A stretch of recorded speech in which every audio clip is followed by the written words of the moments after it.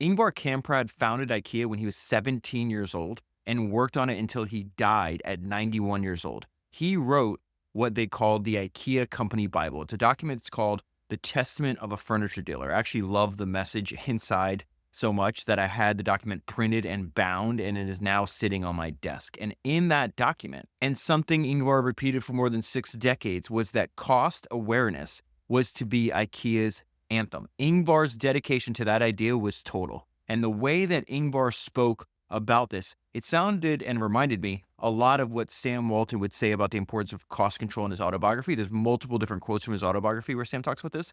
This is one of my favorite. He says, "I'm asked why today, when Walmart has been so successful, when we're already a $50 billion plus company, should we stay so cheap?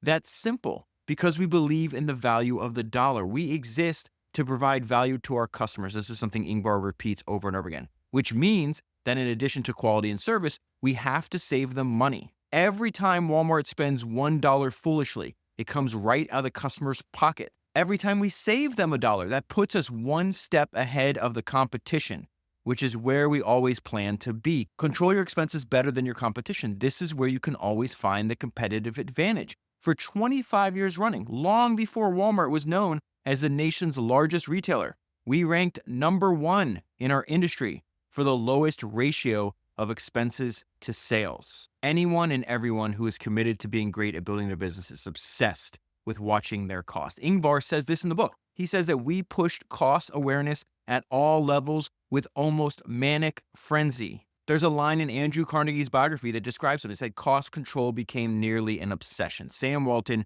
Andrew Carnegie, Ingvar, I talk about Henry Ford in this episode, they all built some of the world's largest fortunes. And what they all had in common, just like Elon Musk, who you and I talked about last week, and countless of other history's greatest founders, for them, cost control was an obsession. This is something I talk about all the time with my friend Eric, who is the co-founder and CEO of Ramp. Ramp is now a partner of this podcast. I've gotten to know all the co-founders of Ramp and have spent a bunch of time with them over the last year or two. They all listen to the podcast and they've all picked up on the fact that the main theme from the podcast is on the importance of watching your costs and controlling your spend. In fact, Eric just sent me a text from this biography of a founder that he's reading. And in it, one of his employees is talking about the fact that you get a handwritten note asking things such as, why is this expense higher than last month? And what steps are you going to take to change it? And he didn't forget it the next month either. He would notice. He was sharp. He knew exactly where what every dollar went for. And that founder, just like Ingvar Kamprad, Sam Walton, Elon Musk, Andrew Carnegie, Henry Ford, the reason they did this is because they knew that watching your costs and controlling your spend gives you a massive competitive advantage.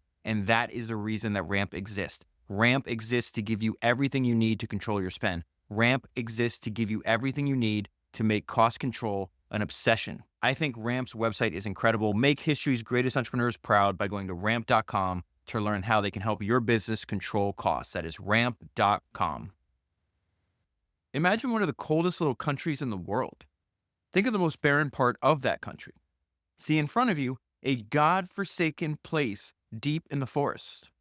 This book is about a man who grew up in this harsh environment, which was to mark his whole life and fundamentally color the philosophy with which he built his vast empire, consisting of thousands of employees and millions of customers all over the world. The country is Sweden. The man is Ingvar Kamprad, furniture dealer. He aims to give his business eternal life. It's a long way to the country where an empire was built. Where he was born, loneliness, silence, and reserve prevail. The cottages have always been small. Survival has never been taken for granted. It was here that the dream of IKEA first grew. This is where the rough outline of the whole concept began to be written by a dyslexic boy on a farm. 2 empty hands, the myth says. He built an empire from nothing. But what are 2 empty hands? And what is really meant by nothing? Do love and encouragement, innate energy, desire for revenge, imagination, and curiosity all count for nothing? What about the vanity of one day showing your father and your mother and the whole world what you could do? Of course they count. This is not a book about a man starting out empty-handed. On the contrary, it is a book about a man with his hands full of resolute dreams, a heart tormented by inadequacy and self-pity, and a stubborn and inquisitive enterprise, a strange mixture of a social animal and an eccentric. The book is equally about a business in which he realized and through which he lived out all of these circumstances, for good or for bad. It is about an outstanding and natural genius, an incorrigible capitalist, so relentlessly obsessed by the lure of profit and power that he used 1,000 tricks to endow his creation with eternal life. Others will recognize themselves in his story, for all of us bear within us the embryo of a miracle. That was an excerpt from the book I want to talk to you about today, which is Leading by Design, the IKEA Story, and is written by Bertil Torekull with a lot of close association with Ingvar Kamprad himself. So there's huge chunks of this book that are in Ingvar's own words. I want to go to the end of the book really quick because I think it's really important, and this is something that I absolutely love about entrepreneurs, is that entrepreneurs love the future generations of entrepreneurs. So Ingvar Kamprad, think about how crazy this is. So he founds IKEA. Okay, IKEA was founded 81 years ago. It is now today the largest furniture retailer in the world. And also, strangely enough, one of the world's 50 largest restaurant chains. But he founds IKEA 81 years ago. He works on it for 74 years, from the time he is 17 until he dies. And Ingvar dies at 91. And so about 20 years before he passes away, Ingvar agrees to work on this book with the author. And he tells us at the very end why he did this. He says, for over 10 years, I've been called on by a number of writers and publishers wanting to write my biography. I have always been very reluctant to do this and have evaded the issue as politely as possible. And that was his position until this author suggested that the book be written so that it could be used as study material for future entrepreneurs. That was the only time I listened. So I'm actually going to put the book down for 1 second. I actually want to start with what is considered like the IKEA Bible. It is a document called The Testament of a Furniture Dealer and is written by Ingvar Kamprad in 1976. You can read it for free online, but I thought it was so great that I actually had it printed and bound. And the way that The Testament of a Furniture Dealer is described internally at IKEA, they call it a sermon on the culture of IKEA. And in fact, later on in the book, they talk about the fact that this document is the basis of this sermon. So every year, Ingvar would have like top executives and then some new people that are new to the IKEA family. He would lead a meeting with them. And it says he essentially gave the exact same sermon for 43 straight years. And that talk was based on the principles and the ideas in this document that's sitting before me. And so he starts with an act of service. He is telling them why IKEA exists. And he says, to create a better everyday life for the many people by offering a wide range of well-designed, functional home furnishing products at prices so low that as many people as possible will be able to afford them. The best founders, the best leaders, they know their job is to get their entire organization's commitment to a common goal. So the very next sentence is a great description of IKEA's common goal. We have decided once and for all to side with the many. And so throughout Ingvar's life, he will constantly repeat these principles, and he will also say, you are forbidden. You cannot change these principles ever. So this is the first one. We have decided once and for all to side with the many. This is an objective that carries obligations, and he's immediately going to contrast. This is the way, the IKEA way, this is the principles, this is what we believe in, and he's going to contrast it to what everyone else does. He is telling them this is how we will be different. All nations and societies spend a disproportionate amount of their resources on satisfying a minority of the population. Far too many of the fine designs and new ideas are reserved for a small circle of the affluent. That situation has influenced the formulation of our objectives. So when I read that paragraph, the first person that came to mind was actually Henry Ford. If you go back and study the creation of the American automobile industry, I would argue the two most important figures are Henry Ford, obviously founder of Ford Motor Company, and then Billy Durant, founder of General Motors. The reason Henry Ford came to mind is because Henry Ford had one single idea. It took him like a decade and a half to figure out how to do this idea, but his one single idea was to make the car for the everyman. Let me read you a paragraph from one of the biographies of Billy Durant that I read, and this is really Billy Durant describing Henry Ford's one single idea. It says, Durant noted that Ford was in favor of keeping prices down to the lowest possible point, giving to the multitude the benefit of cheap transportation. Henry Ford was obsessed with eliminating waste, he was obsessed with cost control, and he was obsessed with rethinking the manufacturing process for the maximum level of efficiency. The same exact thing could be said about Ingvar Kamprad. And so we go back to this opening declaration from Ingvar Kamprad. After only a couple of decades, we have achieved good results, but we have great ambitions. We know that in the future, remember he's writing this in 1976, okay? We know that in the future, we will be able to make a valuable contribution outside of our homeland too. He's talking about Sweden. We know that larger production runs gives us new advantages on our home ground, as well as more markets to spread our risks over. That is why it's our duty to expand. The means we use for achieving our goals are characterized by our approach, by doing it a different way. That phrase, doing it a different way, something he repeats over and over again. Part of creating a better everyday life for the many people also consists of breaking free from convention. That part is important because, fast forward to present day, Ikea is the largest furniture retailer in the world. At the time he's writing these words, obviously they're not, but they're also the most innovative. There are several ideas that Ingvar and the early employees at Ikea came up with. They were the first ones to come up with them, and they are now widespread throughout the entire industry. And you see him many decades before he's the largest furniture retailer in the world saying, hey, we are going to break free from convention. We are going to find new and better ways. We are going to do it a different way. And he also says it's not going to be easy. He says we must demand much of ourselves. The essence of our work is described in the following chapters. The following chapters also describe the rules and methods that we have worked out over the years as cornerstones of the framework of ideas that have made and will continue to make Ikea a unique company. And so then he has a list of 9 principles that Ikea is built on. And one of the key principles is that Ikea must have low prices so the vast majority of people can afford to shop there. And you'll see his dedication to that idea is total. So he says the concept of a low price makes enormous demands on all of our coworkers. That includes product developers, designers, buyers, office and warehouse staff, salespeople, and all other cost bearers who are in a position to influence our purchase price and all of our other costs. In short, every single one of us. Without low cost, we can never accomplish our purpose.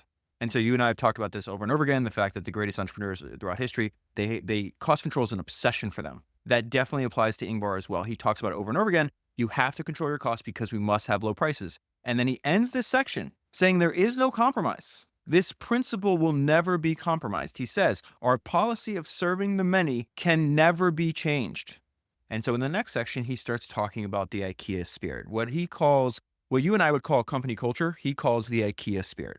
And I think this part in particular is a great illustration of the idea that the founder is the guardian of the company's soul. If you read this section, it's obvious that Ingvar is trying to guard the company's soul. He says, obviously, it was easier to keep alive our company spirit in the old days when there was not so many of us, when we were all within reach of each other and could talk to each other.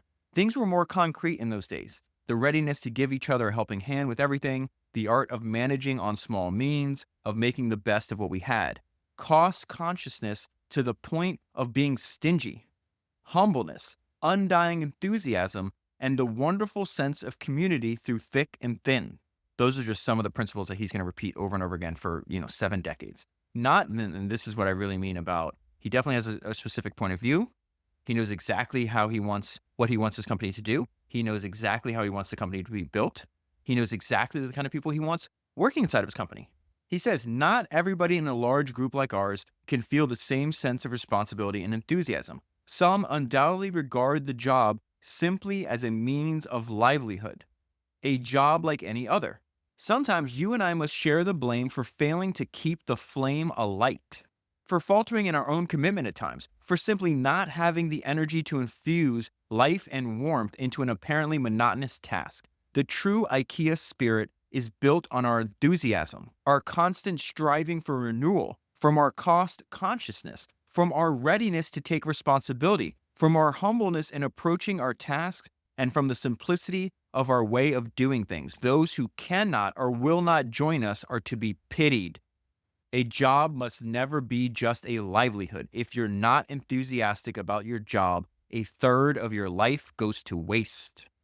For those of you who bear any kind of leadership responsibility, it is crucially important to motivate and develop your coworkers. You, as the captain, make the decisions after consulting the team. There is no time for arguments afterwards. Okay, so the third principle is profit gives us resources. So the financial performance of IKEA, I don't think I've ever seen any other business like this. At one point in time, it was believed that IKEA might be the most valuable privately held business that was owned by a single person in the world. And Ingvar never even took out a loan while he was building IKEA. He says later on in the book, I think he was like 14 or 15 at the time because he starts selling things when he's like 5. And later in the book, he says the only real loan he ever got was from a bank for $63 so he could buy a bunch of fountain pens. And then he immediately sold the pens for a large profit. And so one of the iron laws of IKEA is that all expansion is to be self-financed. And his point was to do that, you have to make a profit. So his profit gives us resources, a better everyday life for many people. Profit is a wonderful word. It is a word that politicians often use and abuse. Profit gives us resources, he says it again. Let us be self-reliant in the matter of building up financial resources. The aim of our effort to build up financial resources is to reach a good result in the long term. You know what it takes to do that. We must offer the lowest prices and we must combine them with good quality. This forces us to develop products more economically, to purchase more efficiently, and to be constantly stubborn in cost savings of all kinds. That is our secret. That is the foundation of our success.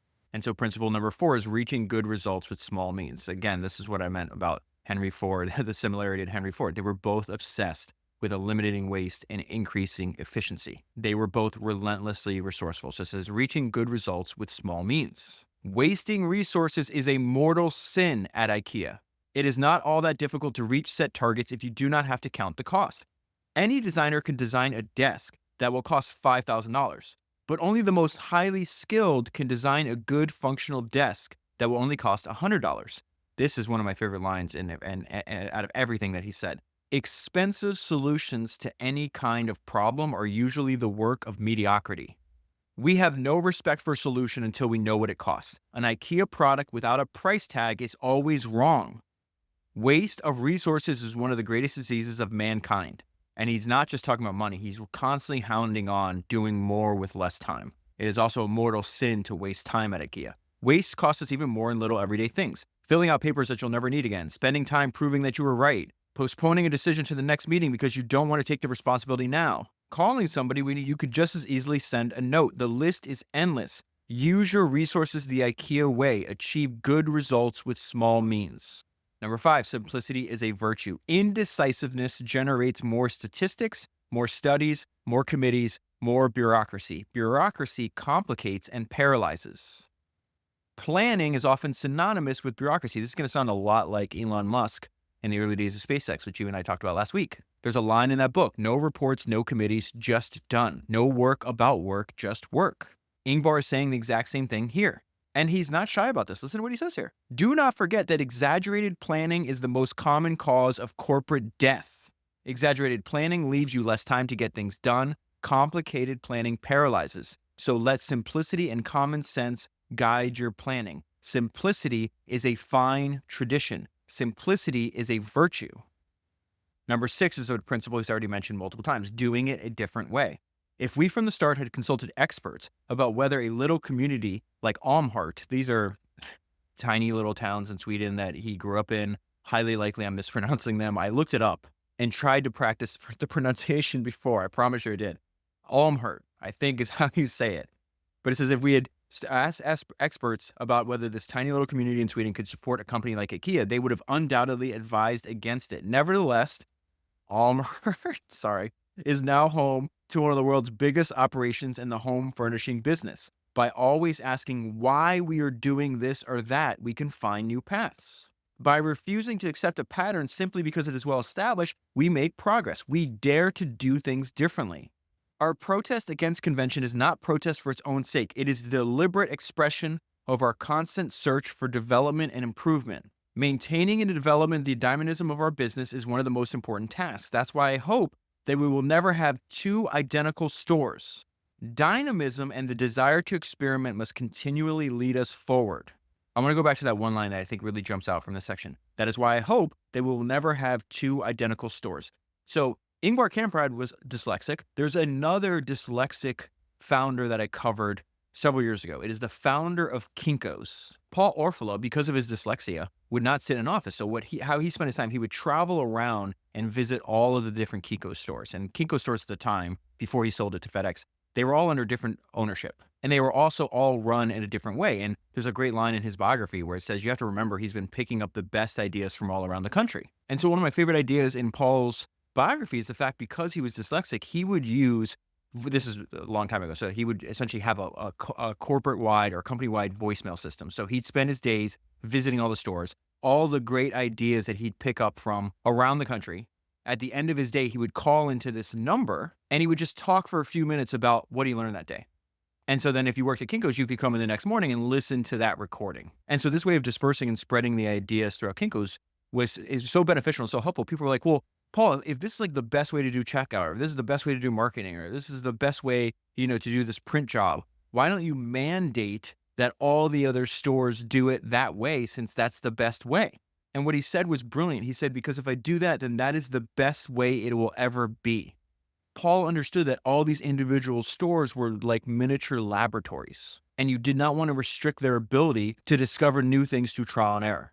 And you see Ingvar saying the exact same thing here in 1976. That is why I hope that we will never have two identical stores. Dynamism and the desire to experiment must continually lead us forward. Number 7, concentration. Concentration is important to our success. The general who divides his resources will be defeated. For us too, it is a matter of concentration, focusing our resources. We can never do everything everywhere all the time. We will never be able to satisfy all tastes. We cannot conquer every market at once. We must concentrate for maximum impact, often with small means. Concentration means that at certain vital stages, we are forced to neglect otherwise important aspects. Concentration, the very word, implies strength. Use it in your daily work. It will give you results. Number 8, taking responsibility is a privilege. There are people at all levels in every type of company who would rather make their own decisions than hide behind those made by others. The fewer such responsibility takers a company has, the more bureaucratic it is. Constant meetings and group discussions are often the result of unwillingness on the part of the person in charge to make a decision. And so then he gets to why so many people are afraid to make decisions. They're afraid to make decisions because they're afraid of making a mistake. And he says this line over and over again. Only while sleeping, one makes no mistakes. Making mistakes is the privilege of the active. Making mistakes is the privilege of the active. Constantly practice making decisions to overcome our fear of making mistakes. The fear of making mistakes is the root of bureaucracy and the enemy of development. It is always the mediocre people who are negative, who spend their time proving that they were not wrong. The strong person is always positive and looks forward. And finally, number 9, most things still remain to be done, a glorious future. The feeling of having finished something is an effective sleeping pill. A person who retires feeling that he has done his bit will quickly wither away. A company which feels that it has reached its goal will quickly stagnate and lose its vitality. Happiness is not reaching your goal. Happiness is being on the way. It is our wonderful fate to be just at the beginning. And I absolutely love that he said that, because he's 33 years into running this company. And so I'm sure at the time, some people were like, yeah, okay, we're just at the beginning. We're 33 years into this thing. But now 50 years after writing this, it was obvious that he was right. It is our wonderful fate to be just at the beginning. The positive joy of discovery must be our inspiration in the future. The word impossible has been deleted from our dictionary. Experience is a word to be handled carefully. Experience is a brake on development. Many people cite experience as an excuse for not trying anything new. Bear in mind that time is your most important resource. You can do so much in 10 minutes. 10 minutes once gone are gone for good, and you can never get them back. 10 minutes is not just a sixth of your hourly pay. 10 minutes are a piece of yourself. Divide your life into 10-minute units and sacrifice as few of them as possible in meaningless activity. Most of the job remains to be done. Let us continue to be a group of positive fanatics. Let us continue to be a group of positive fanatics who stubbornly and persistently refuse to accept the impossible. What we want to do, we can do and will do together. And then he ends with a tagline that he repeats over and over again. He says, a glorious future. Okay, so now I'm going to pick the book back up and I'm going to go straight into Ingvar in his own words. He's telling us the story of his early life, and he's talking about the dynamic inside of his family. And as he tells us about his early life and his early life plays out as the pages turn, more and more of my notes say the exact same thing: revenge. It becomes obvious the source of his extreme internal drive, the fact that he works all hours of the day, every day, that he talks later on In the book, his biggest regret is that he missed out on his 3 sons' entire childhood because all he did was work. He had extreme levels of dedication and obsession with building IKEA. And when you look at his early life, and keep in mind the words that I'm about to read to you, these are transcripts of interviews that he gave when he was 72. And so immediately he starts talking about his father, the fact that his father is forced to work on the farm by his grandmother.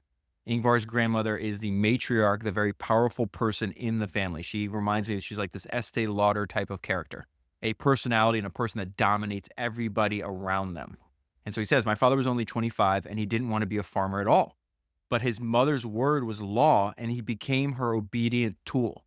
Similarly, father's brother had also wanted to go out into the world, but he still lived on the farm. Grandmother said, you're to stay at home, and so he did.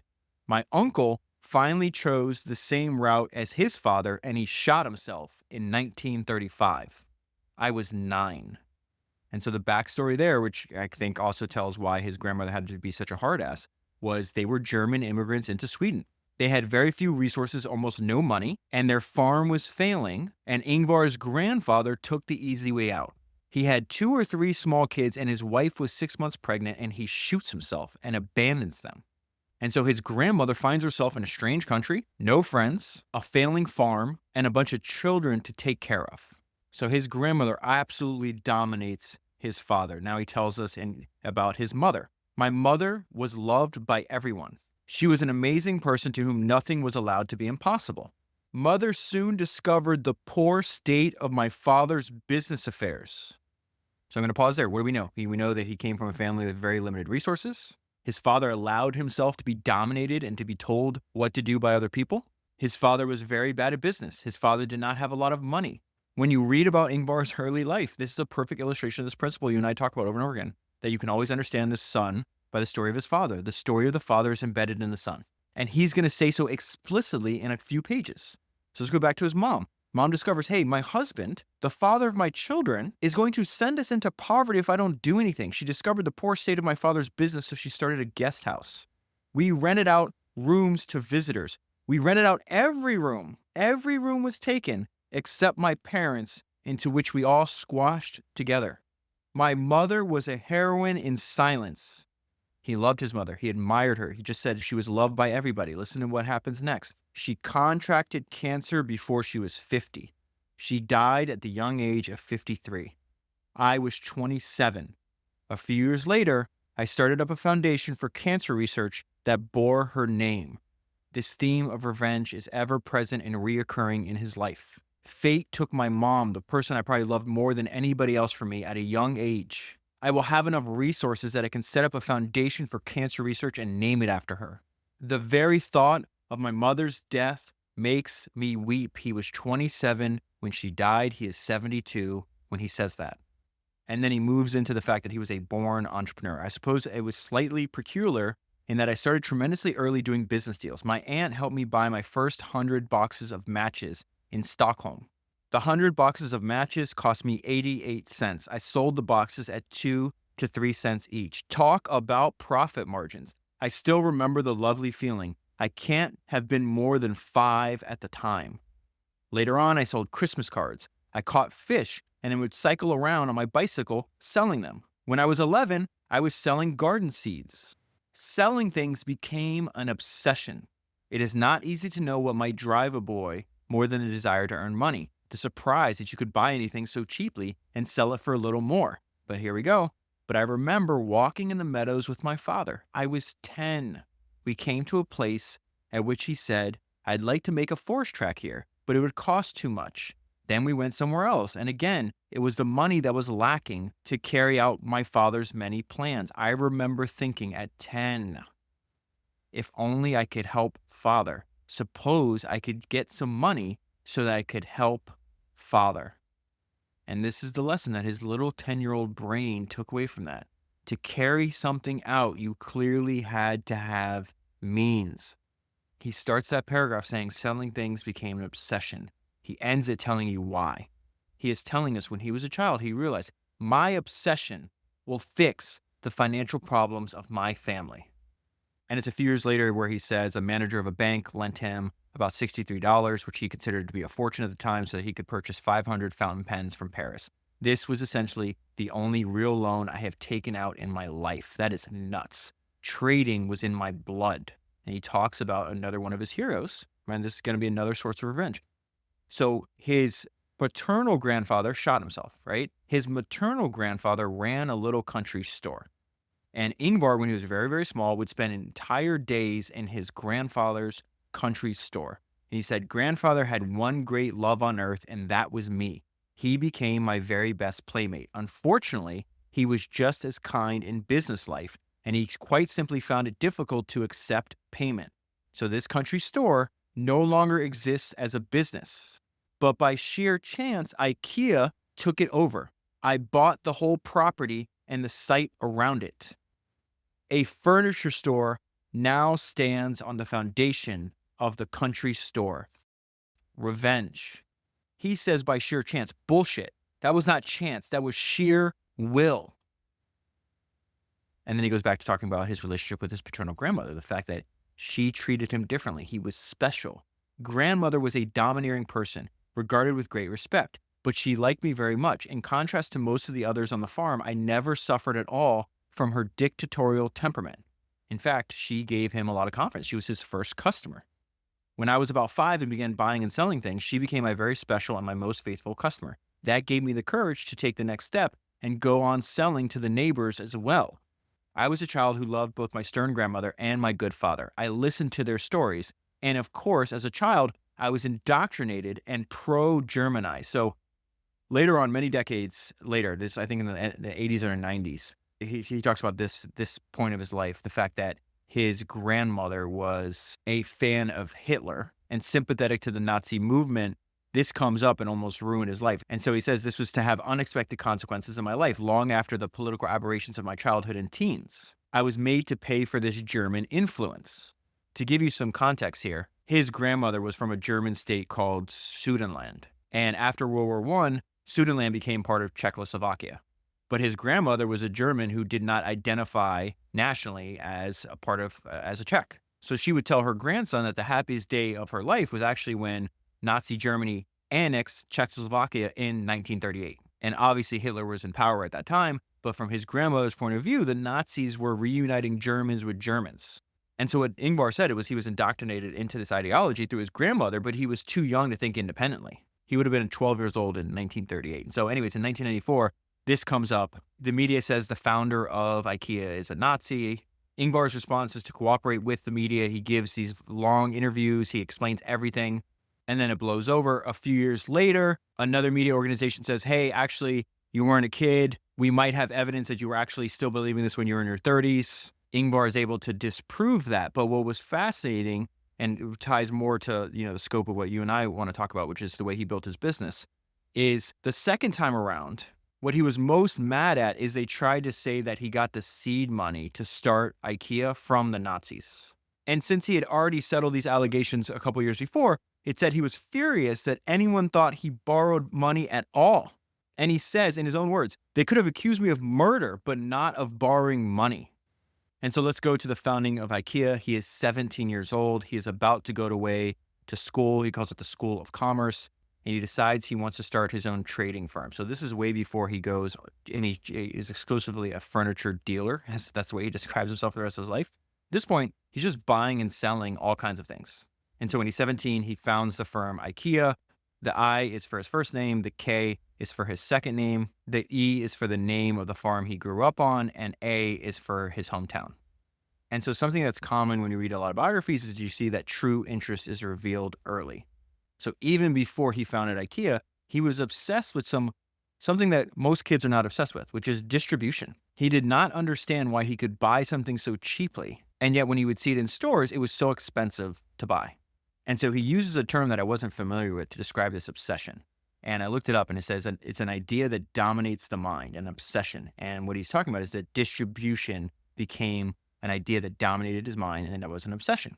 And so even before he had his own business, he would go inside of a shoe shop, and he would see this old fashioned way they had of selling stuff. They were like, well, you have to get on a ladder and you have to go up and down and just to fetch shoes. And he would look at things in all these businesses like, this just cannot be rational because it seems to waste time and money. Remember, he says wasting time and money is a mortal sin in Ikea. It's something that he was obsessed of when he was a little kid.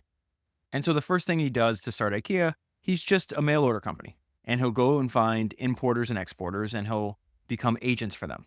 And so before he ever tries to sell furniture, he's selling things like Christmas cards, seeds, fountain pens, wallets, picture frames, table runners, watches, jewelry, nylon stockings. And he actually gets the idea to start selling furniture from one of his toughest competitors, who's another mail order firm, this firm called Gunners. And when he's 22, he decides to try to advertise what he calls an armless nursing chair that he calls Ruth. And because he's dyslexic, he couldn't remember the order numbers. So he had to give, instead of having order numbers, he'd give all his products names, which still continues to this day if you order something from IKEA.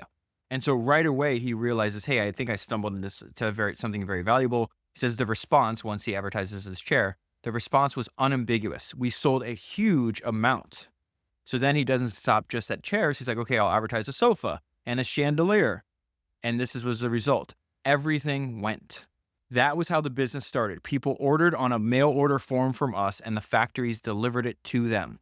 This is when he's going to go all in on furniture. And at the time, IKEA was a one-man business. But the demand was so great, he says, I could no longer remain a one-man firm. So in 1948, I appointed my very first employee. 2 years later, the business had grown to a staff of 7 or 8. And this is how he describes the turning point of his life. So by chance, the furniture trade, which I entered in an attempt to imitate competitors, decided my destiny. No other event in life pleases me more than the fact that I ended up there. My interest at first was purely commercial, selling as much decent furniture as I could as cheaply as possible. Not until the first complaint started coming in did I realize that it was quality that was lacking. One day that would force me to draw certain conclusions and choose another way.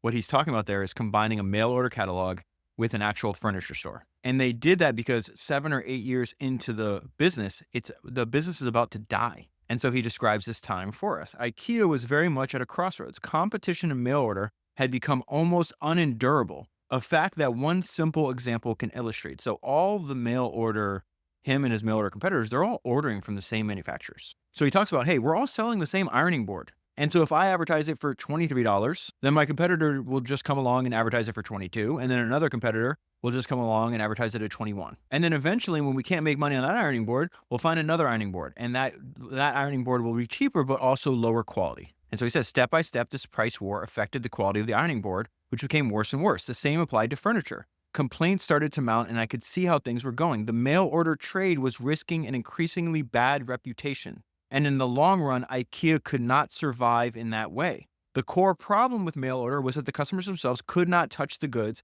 but had to rely on descriptions in the advertisement and the catalog. So we were faced with a monumentous decision to allow IKEA to die or to find a new way of maintaining the trust of the customer and still make money.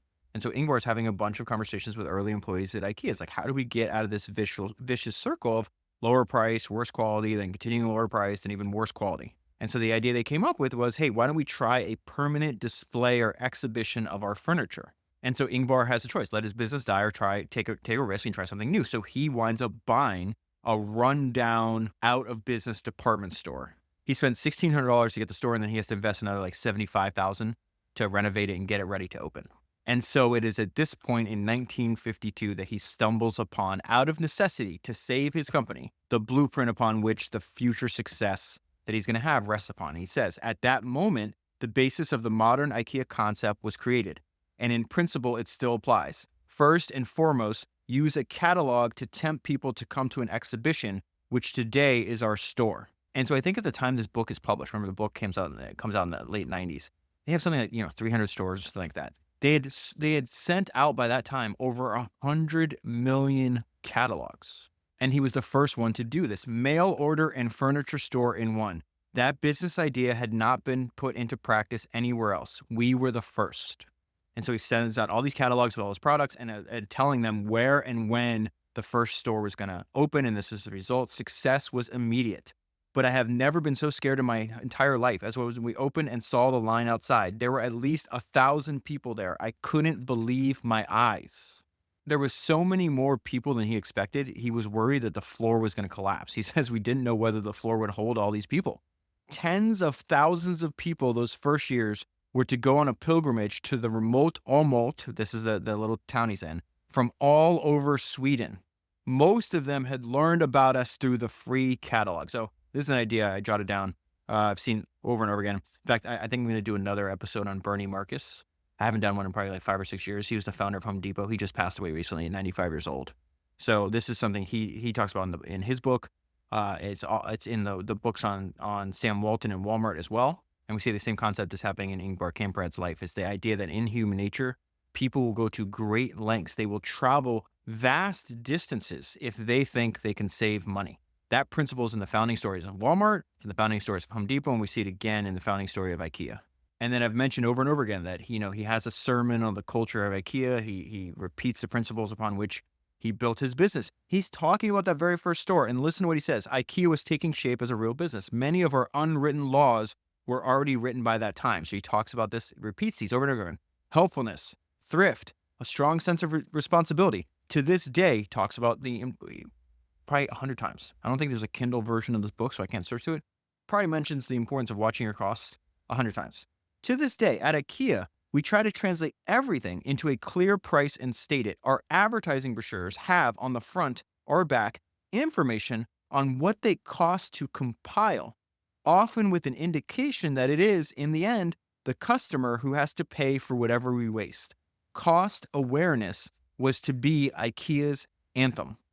And so he sets up, remember he said earlier, if experts said, hey, could, this tiny town of Almart support when you want this giant furniture store? People are like, of course you can't. There was so many people. So a lot of the stuff that they're known for, right? Childcares and all the Ikea, the restaurants, they were born out of necessity because so many people were traveling vast different distances to get to the store. And since people are coming from all over the country, like they need a place to stay. And so he says, gradually the pressure on this little town grew even greater. It wasn't long before we opened a restaurant, and we also had an inn, so a hotel or a motel on the site with a hotel and pool. My grandfather would have been amazed, for the place was his old country store. Step by step, we were building our future philosophy. And so to deal with this rapid growth, the family turns into a business, the business turns into a family. They set up their offices at the time or on the farm and clear everything out to make room for the growing Ikea headquarters. So everybody in the family is helping out in the business. And I do think if you read between the lines and like the fact that he was just treated differently, I think his family knew he was gifted. I think his family understood that he was an unusual talent. It says his home became his office and his office his home. The farmhouse was cleared so that the boy, not the farm, could expand. And so you got everybody in the family helping out. The father's helping out. The mother's helping out. So it says the family became his firm. And then a contradiction jumps out. It says it appears contradictory that this profoundly family-bound man often neglected his own family for the sake of the business. It was to be one of Ingvar's great sorrows and the cause of some soul-searching that business made him neglect his 3 sons as they grew up. He has done everything to make up for it since, but everyone with children knows that childhood does not allow itself to be reconquered. I read this book for the first time, I think, close to 5 years ago. That idea, childhood does not allow itself to be reconquered, has been imprinted on my mind. I remember that line exactly as if I had read this yesterday and not 5 years ago. And then on the very next page, he goes into another regret that you see a lot in biographies, and I talked to a lot of founders about this. A lot of super successful founders, they build giant companies, and yet in private conversations, they're nostalgic for when the company was small. So it says the transition from the closeness of the farm to the less intimate atmosphere of a large company was difficult for the founder. Essentially, he has never really accepted it. This is what he said. That first wonderful time of strong working fellowship with a circle of individuals, all of whom I knew personally, made me dream foolish dreams of it always remaining the same. I nourished a false belief that it would be possible to preserve the feeling even when we grew large. When Ikea was a family, that remains my very best memory. And so keep in mind, when he says those words, Ingvar's reported net worth is around $50 billion. And so then he goes into just how difficult it was to build Ikea. Remember, the idea was like, well, everybody wanted me to write an autobiography. I said no for 10 years. And they said, yeah, but it'd be a service to the future generation of entrepreneurs. And so he doesn't hide, what I would say, I guess, about this is Ingvar has an unusual personality compared to many of the people that you and I study. Way higher levels of insecurity. He's constantly crying. He's very sentimental. And he's still, even though his company's wildly successful, racked with self-doubt. But I think one of the best things he did for future generations of entrepreneurs is like he didn't try to hide that. He says, I have not been able to avoid severe losses. Both fiascos and triumphs have marked the history of the business. And he talks openly about all the many moments of weakness. He's like, I wept a lot. I couldn't bear adversity. Often I failed to look at things from the bright side. The sad thing is I didn't even learn much from these early failures. On the contrary, I kept repeating them. Fiascos have continued throughout my life. And so he goes through a list over the next several pages of all of these ideas and investments that Ikea did, where he lost millions and millions of dollars. And so he had the idea, we're going to sell TVs, let's buy partial ownership in a television factory. And in the 1960s, it said this one mistake, this one tragic investment cost Ikea 25 to 30% of their total assets at the time. And he's like, but I didn't even learn from that, because decades later, I decided, hey, I'm going to dismantle a Swedish sawmill and I'm going to set it up again in Russia. And he loses about $12 to $15 million on this because of the Russian mafia. This is his description of it, by the way. The Russian mafia, an endless Soviet-type bureaucracy. And the list just goes on and on. A terrible investment in Romania, a terrible investment in a factory in Thailand. He's like, we lost hundreds of millions of dollars on projects like this over the years. But even after all of this, he repeats his philosophy that only those who are asleep make no mistakes. Making mistakes is the privilege of the active. The fear of making mistakes is the root of bureaucracy and the enemy of development. And a few of his employees are interviewed in the book, and they said that Kamprad preferred them to make mistakes rather than to be idle. And so one thing that can help you overcome a lot of mistakes is if you're just in a great growing market and you're in there early, there's this concept that Charlie Munger talks about over and over again that he calls surfing. And so when Charlie would try to analyze like what caused the success of somebody, he would look for some kind of wave that they were surfing. So he would talk about like Les Schwab was surfing the wave of brand new Japanese tire imports into America. And the durability and low cost of those Japanese tire imports gave him a massive cost advantage over his American competitors. Another example you and I recently talked about was in that episode on the rare Bernard Arnault interview that he caught the early wave in China's luxury market expansion. And so the wave that Ingvar Kamprad rode was the fact that Sweden's countryside was quickly becoming depopulated right when he started selling furniture. During the 1950s alone, 50,000 farms closed down, and those people moved into either the cities or the suburbs. And this one paragraph gives a great description of the wave that they're surfing. The building program that came to have such an enormous influence on Ikea, or rather, the need for Ikea, broke all records. During the first 20 years after the end of the war, 1 million new apartments were built. The company, quite simply, was in step with an accelerating development. So as I've already mentioned throughout the book and throughout his career, he's constantly repeating these virtues that he used to build Ikea, the ones that he wants to infuse the company spirit with, the one he wants to essentially preach to his employees constantly about.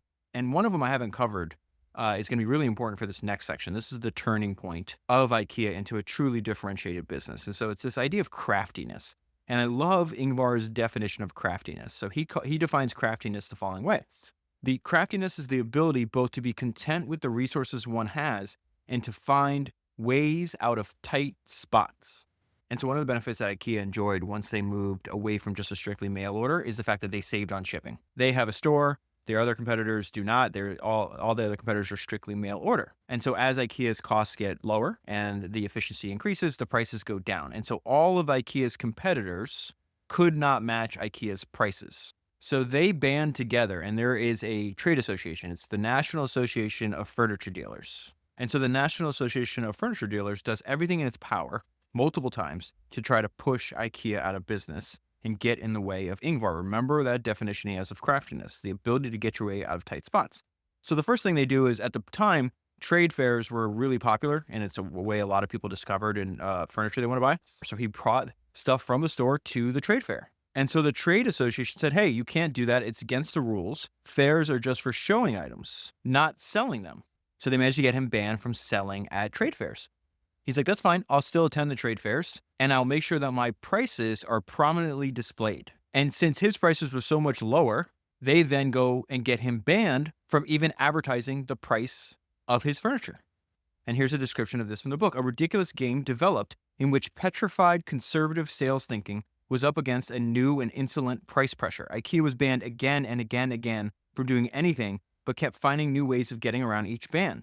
If the company was not allowed to appear itself, it would send another Kamprad-owned company exhibit or some reliable supplier. In a letter from the National Association of Furniture Dealers, IKEA was likened to a monster with 7 heads. If you cut off one, another soon grows. So eventually he gets tired of this and he starts his own trade fairs. And then another tactic that the National Association of Furniture Dealers decided was like, hey, we're going to cut you off from your suppliers. So they sent out, they organized a boycott.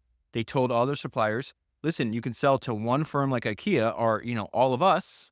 But if you sell to IKEA, we will no longer buy from you. And so now they're starting to lose supply. Now, there are a bunch of them said, okay, we're not going to sell to IKEA anymore. Some of them, I need to back this up because this is actually really important. We call it nursing the supplier. So I talked about this last week with how SpaceX paid its vendors. They paid and their competitors would pay like 30 or 60 or 90 days later. SpaceX would give you the money that day. And so because they wanted their parts as fast as possible. So they're like, well, how do we get our parts as fast as possible? We treat our suppliers better than anybody else. Ingvar did the exact same thing. So a manufacturer is giving an interview in this book, and he talks about the difference between IKEA and other furniture dealers. IKEA paid within 10 days, while others did not pay for 3 or 4 months. Nursing the supplier is one of Kamprad's principles, one he still imparts to his staff until this day. So as a result, some suppliers are saying, okay, I can't break this boycott. I'm sorry, I can't sell to you. Others remain loyal to IKEA, but they would have to deliver things to other addresses. They would remove the logos from the delivery vans so they could hide that they were the company making a delivery to IKEA. They'd do deliveries in the middle of the night so no one would find out. And what his competitors and adversaries didn't understand is this constant pressure from them was a blessing in disguise. Because for one way around the boycott, they're like, okay, you won't sell us this chair because the other people buying this chair from you as well said if you sell to us, they won't buy from you anymore. Okay, what if we make slight alterations to the design? And the suppliers are like, oh, well, I can sell you that because I'm not selling that to them. And so they start having a differentiated product, a product that none of their competitors are offering at prices their competitors couldn't match anyways. And then the second way this was a blessing in disguise, or I guess it's the second out of maybe 3 ways, so a blessing in disguise, was the fact they're like, okay, this boycott and this constriction applies to the country of Sweden. We need to start looking abroad for new suppliers. And so another turning point in Ingvar Kamprad's career and the history of IKEA is the fact that they start sourcing materials in Poland. And so this is what Ingvar said about that. The boycott simply reinforced our unity. It was a crisis that became a non-crisis as we kept finding new solutions. Remember, you cut off one of their heads, another soon grows. In IKEA's business philosophy, the whole matter should be inscribed as a golden rule. It regarded every problem as a possibility. New problems created a dizzying chance. When we were not allowed to buy the same furniture as others, we were forced to design our own. And that came to provide us with a style of our own, a design of our own. And from the necessity to secure our own deliveries, a chance arose that in turn opened up a whole new world to us. That was the beginning of our designing our own furniture. And then that is going to directly lead to one of their innovations, which is going to drastically reduce their costs and further differentiate them from their competitors. It's going to lead to flat packing and self-assembled furniture. It didn't look that way at the time. It didn't feel that way at the time because he's talking about crying himself to sleep. He's completely depressed. He's very stressed going through all this. But it was the best thing that this boycott was the best thing that could have ever happened to him. And so here's another example of them turning a problem into unlimited possibility. So they're now designing their own furniture. They have other alternative supplies and suppliers. And so they're working on a catalog. They're photographing a table and they go to pack up the table afterwards.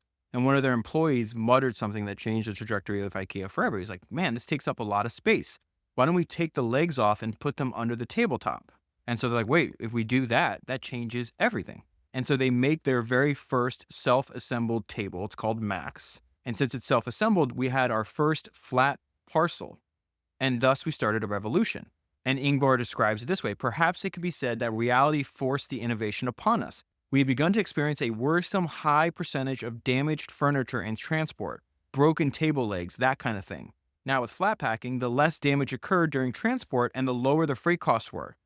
That was the logic behind it. Thus, self-assembled bookcases, chairs, beds, and other pieces successfully appeared.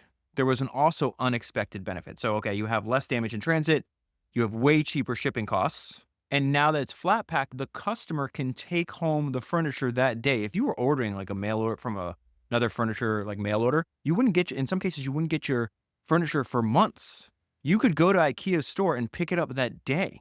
And then another accidental discovery of this, which was proven after the fact, they weren't doing it because of this, but it turns out there's this cognitive bias where because the customers now plays a role in actually creating and putting together the furniture, the customer now values IKEA's products more highly. This cognitive bias, which was discovered after the fact, is actually called the IKEA effect. And then Ingvar continues to realize benefits from this, what do you call this, innovation that was forced upon us. Because now they can go all the way back to the source of the manufacturing and design the manufacturing process and make it more efficient as a result of flat packing. And so he says it resulted in a design that was not just good, but also from the start adapted to machine production and thus cheap to produce. With a design of that kind and the innovation of self-assembly, we could save a great deal of money in the factories and on transport, as well as keep down the price to the customer. And this goes back to this obsession when he was a little boy going into stores like, why is it so cheap to buy things and so expensive to sell them? That peculiar obsession with distribution. And so he says, I kept asking myself, why does a product that is so cheap to produce get so expensive so quickly once past the factory gate? It was not difficult for me to see the advantages of self-assembled furniture and the superiority of flat parcels. Flat parcels saved enormously on storage and freight.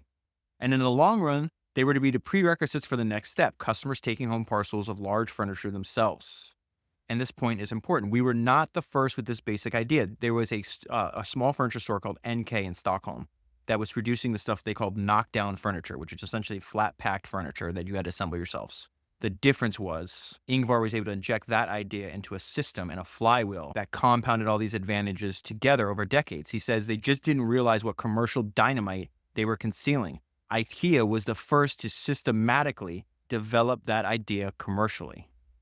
And so we should get into why Ingvar was adamant about IKEA never being a public company, and then how he was obsessed with this idea of giving his firm eternal life. And so he talks about one of the benefits of being a private company is the fact that, you can grow or not grow.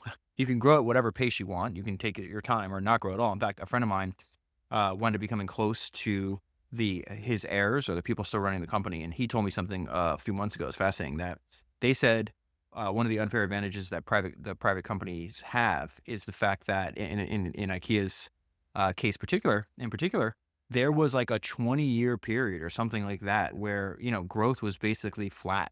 They were profitable, they were still making money, but they just weren't growing very fast. And now they're growing much faster today than they were during that period. And so in this book, Ingvar says, still today, we want to grow at our own pace so that we keep up, not just with what is new, but also develop what we already have. IKEA's strategy has long been to take half of our resources to improve what already exists and the other half to improve what's in the future. We move at a somewhat slower pace than if we had had access to unlimited money. So I think this is tied into something that happens later in the book that I think would be beneficial if it was here. It talks about the iron laws of IKEA that have been present since the birth of IKEA. Number 1, a good cash reserve must always be insured. Number 2, all property must be owned. Number 3, all expansion is to be self-financed. Number 4, there shall be no boasting. And so one problem he knew he had to solve was, Sweden's inheritance taxes were really high.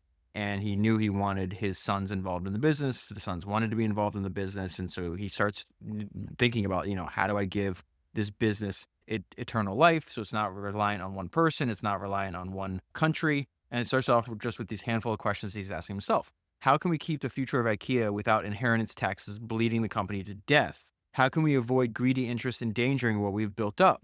How can moves abroad be achieved without personally affecting me and my family in a financially devastating way? So to achieve this, he hires an army of lawyers. He spends almost a decade.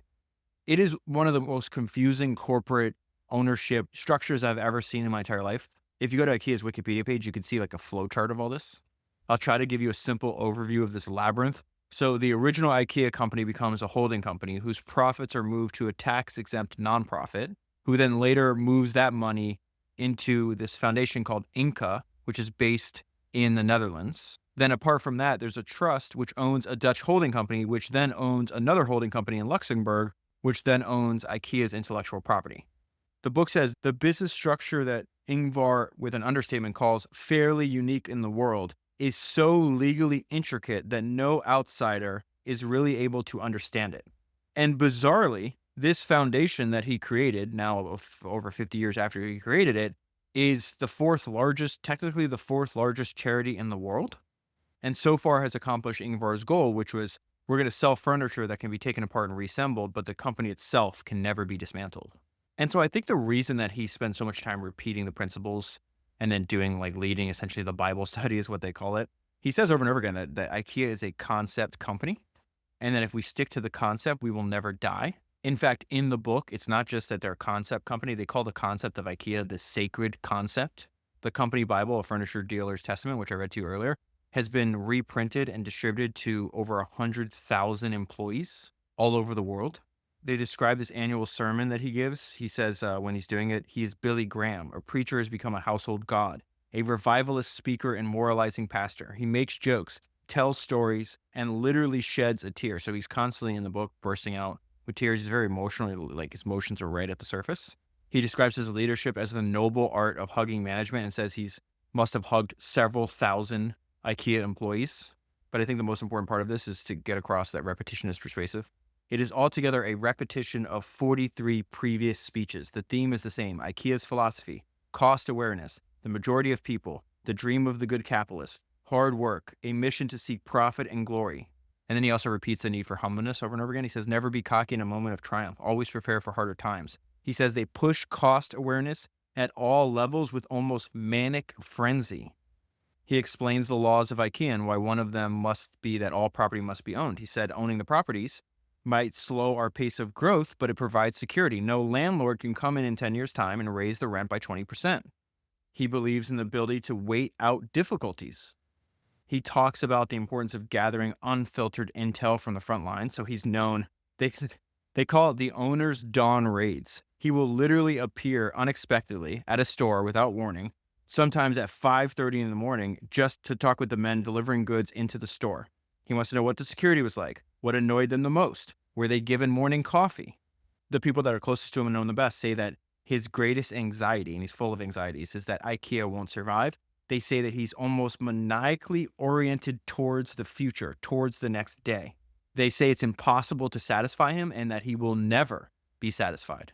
And if you ask Ingvar what kept him going well past the, any financial needs or well past the retirement age, he says, what keeps me going is the feeling that in a wider sense, I'm participating in a gigantic project of democratization. That is his mission. He asks, in what way as an entrepreneur can I be of the most use? I ask myself, why do poor people have to put up with such ugly things? Was it necessary that what was beautiful could be bought only by an elite, a small elite for large sums of money? And I've gone on demanding an answer from me all of my life. And so at the end of the book, the author is trying to give a summary. Like, who is Ingvar Kamprad the man? And he writes, who is the man we have followed through this book? What should we call him? Manufacturer, innovator, the greatest small business entrepreneur in the world? Perhaps all of those rolled into one, or something else we cannot fathom. What drives him? What makes him think as he does and governs his decision? How much of Ikea consists of Ingvar Kamprad and how much of Kamprad is Ikea? There are days when he seems a prisoner in his own system, obsessed by expanding his own house while at the same time locked in it. The day he is free of Ikea, life for him will no longer be worth living. He loves it, always wants to lie as close as possible to it, and never tires of improving it. He bombards his people with 1,000 ideas from a bottomless store, thoughts crowding in and clamoring to get out. Ingvar says, a demon in me says I have so much to do. I am never satisfied. Something tells me what I'm doing at the moment has to be done better tomorrow. He comes back again and again with painful self-searching and an almost bitter undertone to his defects. Even today, behind this multinational tycoon is a country boy with a fierce sense of being an underdog, standing on tiptoe and peering uneasily through adult eyes. Am I good enough? Ingvar recognizes himself as an outsider, and in that way, he is one of us all. He knows what it's like to be odd, to fall outside of the establishment, to feel rage against injustices.